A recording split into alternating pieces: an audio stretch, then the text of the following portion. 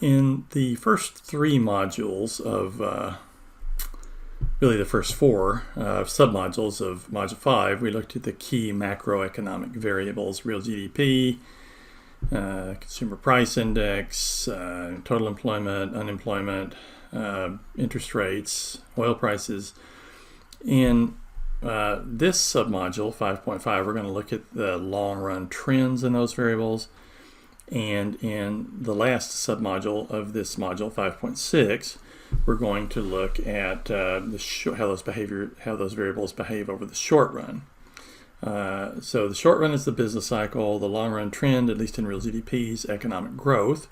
So we're going to talk a little bit about that, and then we will, in Module 6, we'll look at some theories of that attempt to explain and help you understand what's happening both in the long run and the short run. Okay, when we talk about economic growth, what we mean is the percentage change in real GDP. And in this video, I'm going to talk about the long-run trend, the long-term trend in real GDP, and in real GDP per person, because if you're only producing more because you got more people working, that's not the same as if you're producing more per person, because the real GDP per person is really more of a measure of standard of living than just real GDP per se, especially over long periods of time. And of course, remember that national income and GDP move together closely. So real GDP per person shows the purchasing power of income of the average person in the economy. And in particular, the growth in that is a measure of the growth in kind of the economic well-being of the average person. Okay, you've seen this chart or something like it several times now. So basically, this shows that the real GDP has risen from about $2.5 trillion in 1952 to $18.5 trillion in 2020. Annualized data. That's 68 elapsed years. It's average growth rate of 2.94% per year. Without this this kind of precipitous decline here, this would be about 3. So we generally think of the long-run average growth rate of real GDP being about 3% a year. Hopefully that'll recover to that. And the U.S. population risen from 156 million in 1952 to 330 million in 2020. That's about 1.09% per year. And then real GDP per person, this should be $2012, I'm sorry, has risen from about 16,000 in 1952 to 56,000 in 2020. That's 1.82% a year. So this is a measure of standard of living, and the standard of living has risen rather dramatically. This is like more than tripled in terms of the real income purchasing power of goods and services. Now, I'll just kind of briefly note here, without going into a lot of detail, that the growth rate of a product is approximately the sum of the growth rates. So real GDP is the product of real GDP per person times the number of people, right? So if each person is producing 4 and you've got 20 people, you've got 80, right? So basically the growth rate of real GDP is approximately the growth rate of real GDP per capita, per person, plus the growth rate of population. So that's 1.09 plus 1.82 gives us 2.91, and that's approximately equal to 2.94. The exact equality, you have to add 1 plus to both sides and to allow for the so-called interaction effect. It's not important, but just remember that when you have a product, two things being multiplied, the growth rate of that product is approximately the sum of the growth rates. Now the approximation is better the lower the growth rates are to begin with. Similarly, the growth rate of a ratio, x over y, is the growth rate of x minus the growth rate of y, approximately. So growth rate of real GDP per person is approximately the growth rate of real GDP minus the growth rate of population, because real GDP per person is the real GDP divided by population, right? So if you want the growth rate of real GDP per person, it's approximately the growth rate of real GDP minus the growth rate of population. So if you subtract those two, you get 1.85. True number is 1.82. And then I'll digress even a little further here. When you're talking about the growth rate of a sum, z equals x plus y, the growth rate of z, the sum, is a weighted average of the growth rates of x and y. So suppose you've got two products. Your company's selling two products. X is the sales of good X, Y is the sales of good Y, so your total sales are 500. So let's suppose that then you get 2% growth in good X and 10% growth in good Y. So Z grows from 500 to 518. So the growth of Z is 3.6%. But you can express that as this weighted average here. So you started out with 500. 400 out of 500 went to X, so that's the weight for the growth rate of X. 100 out of 500 went to Z, so you 400 over 500 times the growth of X, which is 2%. 100 out of 500 times the growth of Y, which is 10%. And so this is how you get a growth rate of a sum. But what you don't want to do is add the growth rate of X to the growth rate of Y to get the growth rate of Z. Right? That only works when X is multiplied by Y. Right? When X is added to Y, you have to do the weighted average, right? Well, enough of that. So the basic benchmarks I want you to really remember here are that real GDP grows about 3% a year, and I've left it at 2019 here, so because the pandemic kind of distorted the 2020 numbers. Real GDP per person grows about 2% a year. Population grows about 1% a year. Right. So then inflation is about a little over 3% a year. I've talked about the GDP deflator and the CPI inflation being different measures. They're about the same. The nominal GDP growth is about 6.3% a year. That varies quite a bit over time because inflation varies, right? Inflation was a lot higher in the 70s than before or after. But basically, nominal GDP is just real GDP times the price level. So the growth rate of nominal GDP, which is the dollar value of production, is the growth rate of real GDP plus the inflation rate, right? It's just like total revenue is price times quantity. The growth rate of total revenue is the growth rate of price plus the growth rate of quantity. And capital, buildings, machines, raw materials, energy, inputs are converted into outputs. Wheat, automobiles, manicures. The inputs into manicures would be mainly labor, but also some nail polish or something, the capital and the scissors. And then so you have the inputs, then you have the technology or the knowledge that's applied to those inputs, right? So over very long periods of time, decades, the sources of the long-term average growth in real GDP, number one, are basically growth in the labor force. We get an increase in total production in the economy because we got more people working. The main reason we got more people working over long periods of time is that we've got the population growth, right?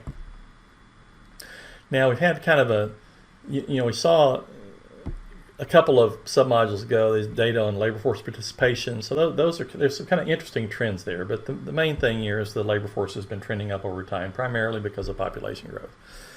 That accounts for about 1% of the 3%, 1 percentage point of the 3% GDP growth rate. About a third of growth is just due to population.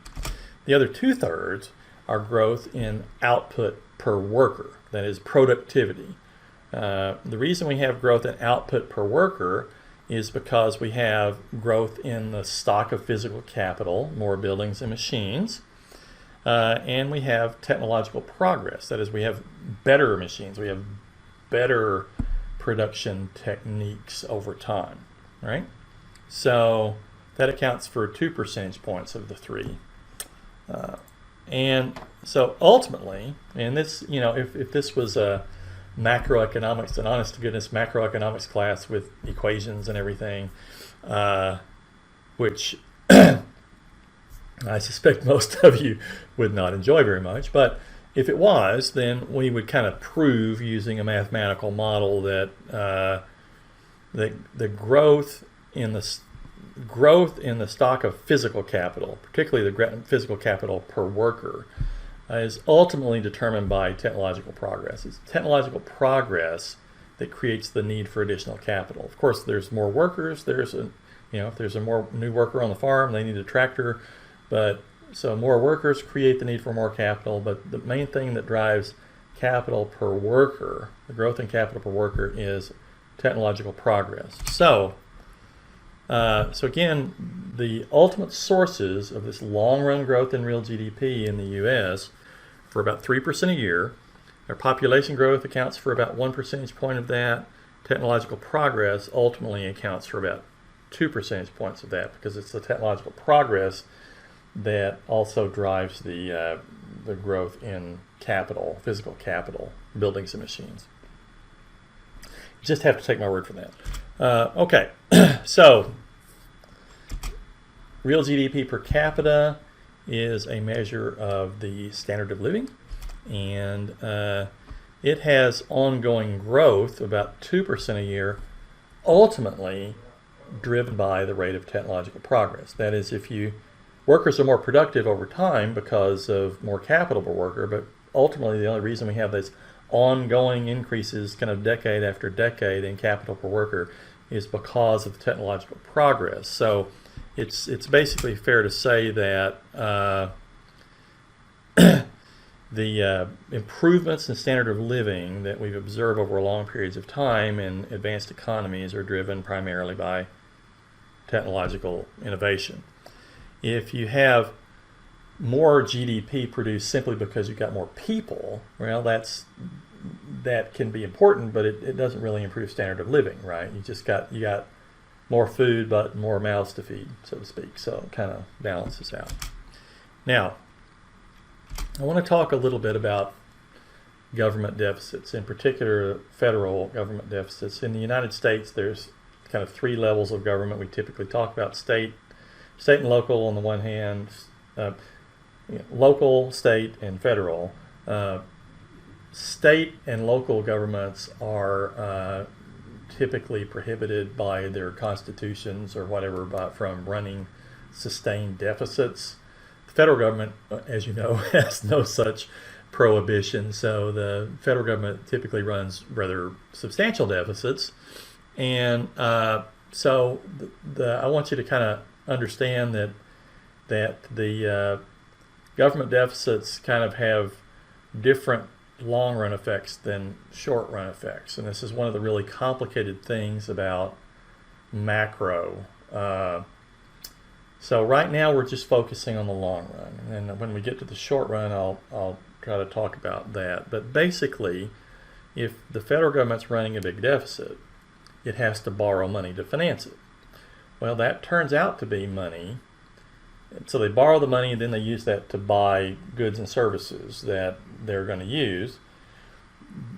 At least some of that money would have been money that the private sector would have borrowed to finance the purchase of new buildings and machines. So as a result, the existence of the government deficit means that the economy's production of new buildings and machines, what macroeconomists call investment, it's a very narrow definition of investment, new buildings and machines, is smaller. So over time, what that means is the economy accumulates a smaller quantity of physical capital with the deficit than it would have without the deficit. That's not to say that deficit had, maybe in some instances you actually had the deficits go to build government capital like roads and bridges, or maybe they're using it for national defense or whatever. But anyway, so here's what's kind of interesting is the deficit kind of makes the economy worse off, but it doesn't permanently lower the growth rate. So basically, this is kind of weird here, but so if you think about real GDP growing over time at 3% a year, right? I've got the log here, so a 3% growth would be a straight line.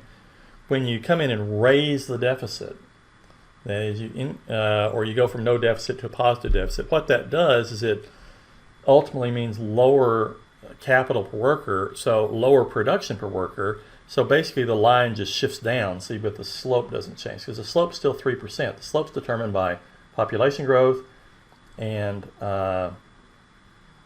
technological progress, right? So assuming that the deficit doesn't impact either one of those things, then the long run effect is there's no long run effect on the slope of the line, but the intercept's lower. So we're kind of permanently below where we would have otherwise been. You can imagine this one kind of extending out forever. So we're permanently below that. But even so, 20 years from now, even with the deficit, we're going to have a lot higher GDP than we have now just because of the ongoing growth, right? So now deficits are complicated. As I said, the long run effects are the opposite of the short run effects. So in the long run, a higher deficit hurts real GDP. In the short run, a higher deficit can increase real GDP, as we'll see in the next module.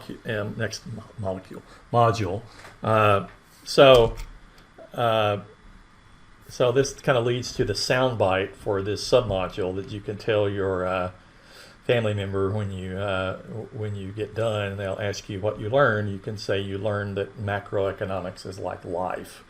And one of the things you learn about life as you get older is that what's good in the short run sometimes isn't too good in the long run, and what's bad in the short run sometimes is good in the long run. So there's trade-offs. So in the economy, macroeconomy as a whole, if you have lower government spending or lower consumer spending, that can actually hurt the economy in the short run. We'll talk about it, but in the long run, it enables more capital accumulation and a bigger productive capacity in the future. It's kind of like as an individual, right? If you cut back on your lifestyle today and you save more, you'll accumulate more wealth, and then you'll be able to have a better lifestyle tomorrow. So you trade off a worse lifestyle today for a better lifestyle in the future. Exactly the same kind of thing happens macroeconomically, which is interesting. My favorite example of the short run, long run trade-off is the waffle fries at Chick-fil-A, which if I go in and order the waffle fries, and I always get about 8 packets of ketchup, right? I love the ketchup on the waffle fries and the salt, oh my gosh. But of course, if I do that a lot, then I'm getting a lot of short-term satisfaction, but there's long-run costs in terms of a new wardrobe, more doctor visits, and Lord knows what else. So happy to say I've been off the waffle fries for quite some time now. Not to say that I don't miss them. Okay, we've seen this chart before, but I'll just reproduce it here. I mean, I think in submodule 5.2, we see that the inflation rate was pretty high, pretty volatile after World War II and in the Korean War. Inflation was low in the early 60s, rose in the late 60s with the Vietnam War. It was very high in the 70s with the 2 oil shocks from the Middle East. Came down dramatically in the early 1980s with the major tightening of monetary policy. Trended downward, stayed pretty low, became negative with a somewhat significant deflation temporarily in the Great Recession. And then just in the last few months has begun to spike up. Now, and we'll talk about that in the next module. Remember, the GDP deflator is the ratio of nominal to real GDP. Nominal GDP is the value of production at prevailing prices. Real GDP is the value of production at base year prices. So if nominal GDP rises relative to real GDP, that is, if the ratio goes up, it can only be because prices are rising. So the CPI is the blue line, the GDP deflator, the percentage change, is the red line. So you see they move together pretty closely. The CPI is more volatile, has a slightly higher mean, but basically they tell the same story. CPI is more volatile because the GDP deflator is less volatile because it's measuring the prices of more goods. the more things you average, the less volatile it is, right? So, so basically they tell the same story. So moving forward, when we think about inflation, we'll just refer to the CPI.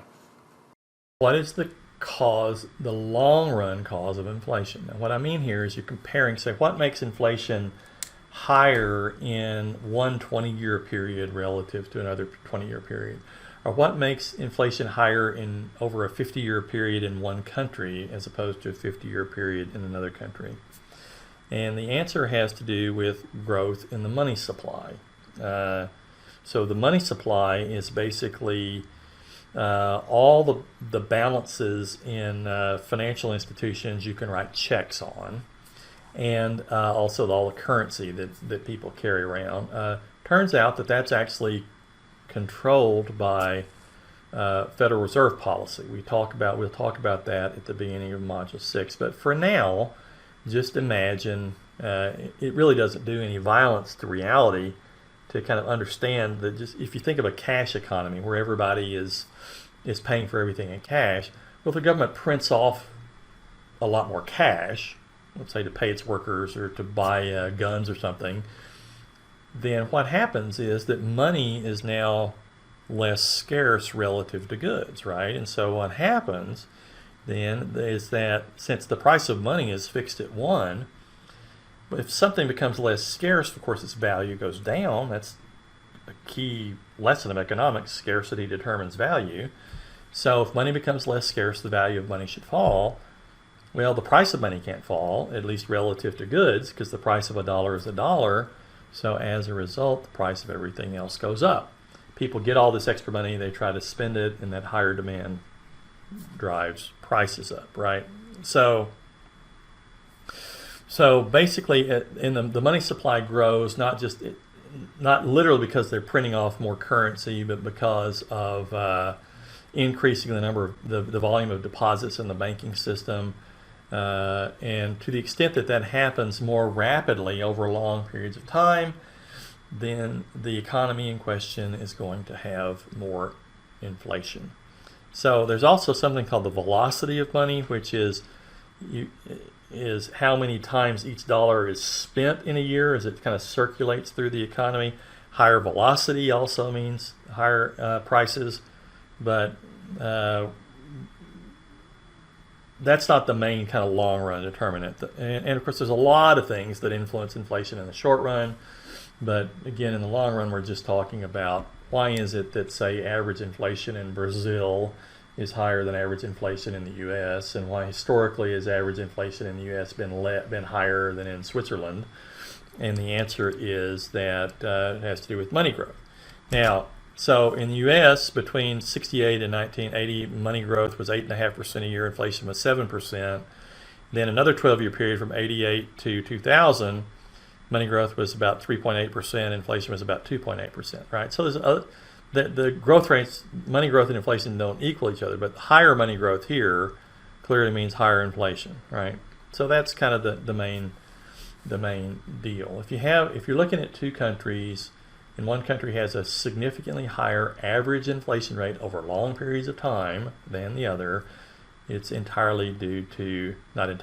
primarily caused by differences in money growth. The country with the higher inflation rate will have the higher growth rate of the money supply.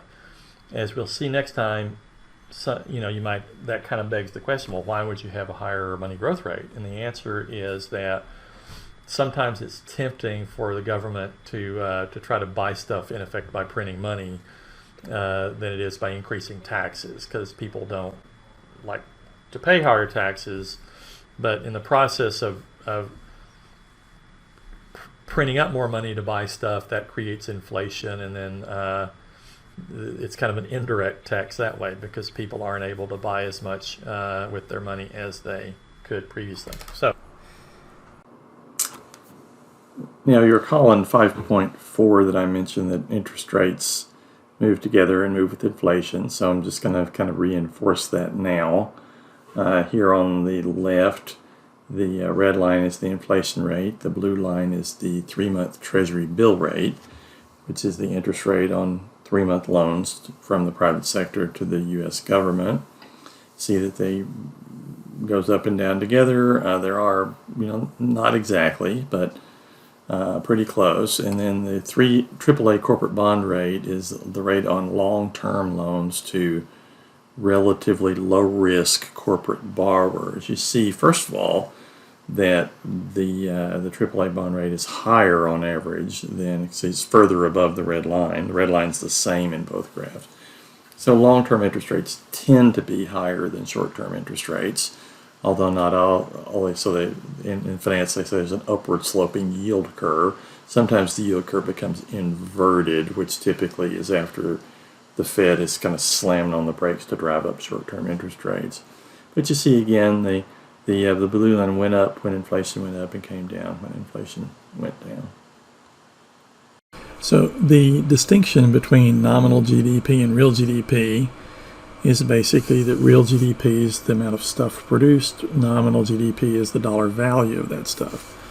But the distinction between nominal and real can go much more broadly than that. So your nominal salary would be the amount of dollars you're paid. Your real salary is the purchasing power of those dollars. So if you get a 2% raise, but on average the stuff you buy goes up 4%, your nominal salary has risen by 2%, but your real salary, your purchasing power, has actually fallen by 2%, which is 2 minus 4 equals minus 2, right? So now anything that has a nominal value, is valued in nominal terms, will tend to rise over time. Say if it's a dollar value of anything, dollar value of GDP, dollar value of sales, that can rise over time due to higher quantity or higher price, right? Now in the economy as a whole, of course, real GDP quantity rises on average over time about 3% a year. Price, the CPI, rises over time a little more than 3% a year. So what that means is that any nominal variable that reflects both price and quantity is going to rise, going to trend upward over time, and if you're looking at a long period of time, it will be a dramatic increase. So that's why it's a little unreasonable to compare a nominal value now with a nominal value 20 or 30 or 40 or 50 years ago, because every nominal value is going to be higher. One time several years ago, I was up late at night channel surfing, and I saw this infomercial about franchising. And they said the sales of franchise businesses have doubled over the last 20 years. Well, nominal GDP's doubled over the last 20 years, right? So, big deal. All right, I kind of jumped the gun on this in the last slide, but I'll just repeat it here. Nominal is in money terms, dollars or whatever currency. Real is in purchasing power terms. Nominal is how many dollars you have. Real is how much you can buy with goods and services with those dollars. So if you get a 3% raise, but the prices of things you buy rise by an average of 5%, your nominal salary goes up 3, but your real goes up by minus 2, because 3 minus 5 is minus 2. So you could think of real is nominal divided by price, and we know the growth rate of a ratio is the difference of the growth rates. So if you got a growth rate of 2 in your nominal salary and a growth rate of 5 in your price level, then 2 minus 5 is minus 3. Okay? So again, in general, let's consider a nominal variable like salary or sales. It's risen over time. The real value of that variable, just the physical quantity sold or the physical quantity you can buy with your salary, has risen over that same time period only if the nominal growth rate exceeds the inflation rate. So if you look at your average salary increase over the last 10 years, and then you compare that with the average inflation rate over 10 years, and again, use the rate function. Don't take the annual numbers and average them. That's wrong. Use the rate function with the beginning value and the ending value. And then if your nominal salary growth exceeds the growth of the CPI, that is the inflation rate, then your real salary is increased. I teach a little class in the Austin Executive MBA program, and when I first started doing that, I would give people an assignment to go back and calculate their nominal salary growth and compare that to inflation, but several of them told me it was really depressing to do that, so I quit doing that. So anyway, let's say if you have 5% nominal sales growth or 5% salary growth, that's your real growth negative if inflation is 6%, if inflation is 4%. So again, 5 minus 6 is minus 1 real growth, 5 minus 3 is plus 2 real growth. Now we're going to look at the unemployment rate, and the focus of this 5.5 here is on trends. Normally by a trend we mean an upward trend, usually a downward trend, very seldom. But the unemployment rate is a percentage. It's the percentage of the labor force that's unemployed. So percentage by definition can't be below 0 or 100. So we can't really say the unemployment rate has a trend, but instead we tend to think about maybe asking about the average level of the unemployment rate. So why is it that the average level of unemployment rate is lower here than here, or lower in some decades than in others? Why is it that the average unemployment rate is lower in some countries than others? So that's what we're going to talk about now. So when we think about determinants of the long-run average rate of unemployment, really what we have to look at are what economists call structural features of the labor market. So you can imagine the labor market as being kind of like where there's people kind of are getting jobs and people are losing jobs. So people are kind of flowing into employment and flowing out of employment, kind of like a bathtub. Water comes in, water comes out. Right? Well, if you have structural features that make it hard for people to get jobs, and then or give people less of an incentive to look for work, then your average unemployment rate is going to be higher. So, for example, if you have weak incentives for unemployed persons to look for work, like have very generous unemployment insurance benefits. Like I had a colleague tell me that Sweden at one point, like in the United States, in most states, if you lose your job through no fault of your own, you can go down and apply for unemployment insurance benefits, where you can get paid a little bit of money every month or week while you're looking for a new job, but usually they're only going to pay some percentage of what you were earning, maybe a low percentage, and they're only going to pay you for a few weeks, right? But I had a friend tell me once that in Sweden, the amount you got paid while you were on unemployment insurance was 100% of your previous salary, and there was no time limit. Right? So he said there were some other things that made that quite not so attractive, but in that case, right, you don't, like, if you're getting the same whether you work or not, and it never runs out, it's not like you got a real incentive to go pound the pavement looking for work, right? Well, so generally speaking, countries that have weaker incentives for unemployed people to search, states that have weaker incentives for people to search tend to have higher average unemployment rates, right? That makes sense. Now,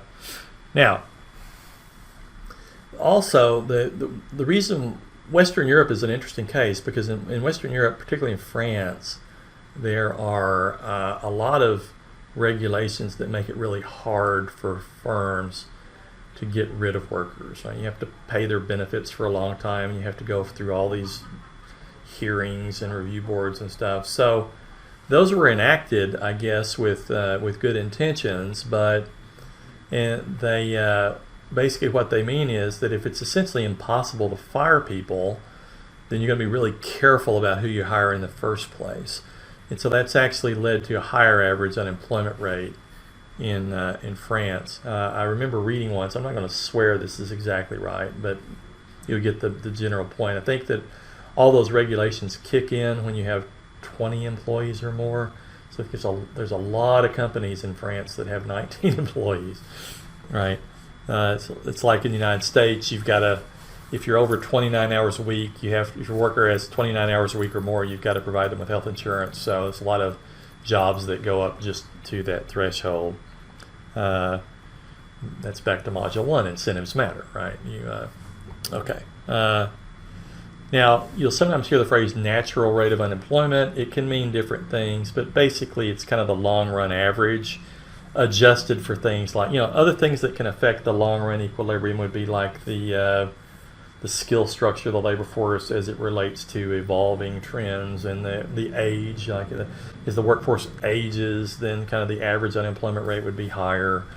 Somebody, a steel worker in Youngstown, Ohio gets laid off, they're not going to move to Silicon Valley to look for work in a software company. So anyway, in terms of long-run trends, then, the long-run trend in GDP growth is consistent with the long-run trend in unemployment, the unemployment rate. Of course, there's no long-run trend in unemployment rate. So a constant unemployment rate is consistent with 3% growth in real GDP. So we'll talk more about this in the next module. This is something called Okun's Law. Before I close here, I want to just say a couple of things. We talked about how there's no trend in unemployment, the unemployment rate, I should say, but there are trends in employment. So we see here between 1959 and 2020, according to the household survey, employment rose about 1.4% a year. According to the establishment survey, about 1.6%. The difference, I suppose, is a smaller fraction of people over time who are self-employed.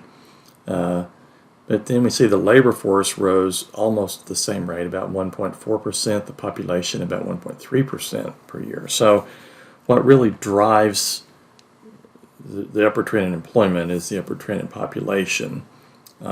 So in the fact that the labor force has risen faster than population is, basically the fact that women are entering the labor force faster than historically than men have left it.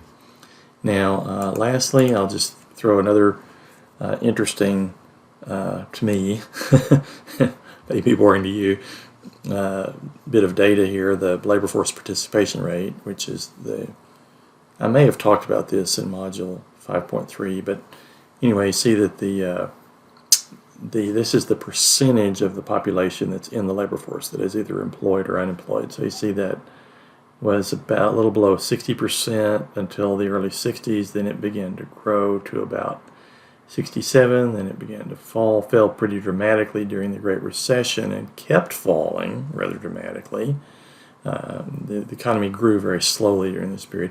It's finally beginning to pick up a little bit till the pandemic hit in March of 2020. And we see in terms of labor force participation, we're about halfway back to where we were in terms of that. So that's all for this video. In your assignment, I just ask you to find do a Google search for long-run economic growth and find an article that's relates to what we've talked about and answer some questions about it or write up a summary.